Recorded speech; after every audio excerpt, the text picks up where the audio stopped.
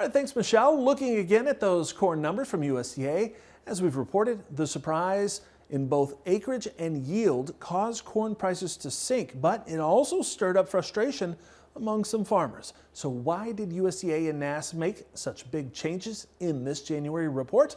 Farm Journal's Tyne Morgan had the chance to speak to the head of NASS this week and ask some of the questions you've been wanting to know in today's In-Depth. Yeah, thanks, Clinton. Joining us now is Lance Honig with NASS. He is also the chair of the Agricultural Statistics Board. Lance, we've been talking about it this week. USDA reports definitely sent shockwaves through the markets. Biggest surprise was that increase in yield and the increase in production and harvested acres. But let's look at yield first and foremost. How did we see an increase in yield in this January report? Well, first off, the yield increase we saw was pretty small, right? About 0.6 of a bushel from where we had previously published. But if you look across the country, we did see a little bit of a drop in yield across, well, let's say across the I-states and even really parts of Iowa and such because of some of the disease pressure and all. But pretty big yield increases to the north and to the south. Obviously, all the talk and attention was on those disease problems. But even those changes weren't maybe as large as people had expected. But the real driver, I think, was those increased yields outside of that part of the growing area.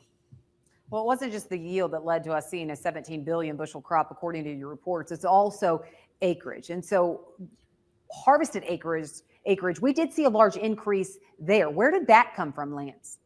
We did. And of course, if you go all the way back to June, we really saw a pretty big increase in planted area compared to what we were looking at in June. We picked almost all of that up in August and September based on the FSA certified information, but that doesn't tell us anything about harvested area. And so we did bring harvested area up in August and September, but we made those changes with the assumption that that harvested to planted ratio that farmers told us in June was going to hold throughout the season. But when we went back and surveyed 73,000 farmers after harvest, collected actual results, what we found was a much higher proportion of those larger planted acres went to grain than we had previously anticipated. Lance, your biggest takeaway? I mean, there were a lot of surprises, and really, I think the corn production, yield, acreage, I mean, that was really what everyone's talking about. But for you, what was the biggest surprise in this report?